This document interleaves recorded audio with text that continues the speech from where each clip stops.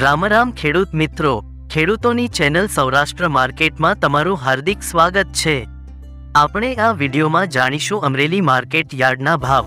પણ તે પહેલા જો તમે ચેનલમાં નવા છો તો નીચે આપેલ સબસ્ક્રાઇબ બટન પ્રેસ કરી ચેનલ સબસ્ક્રાઇબ કરો અને બેલ આઇકન ઓન કરો, જેથી કરીને દરરોજના તાજા ભાવ સૌપ્રથમ તમે જાણી શકો।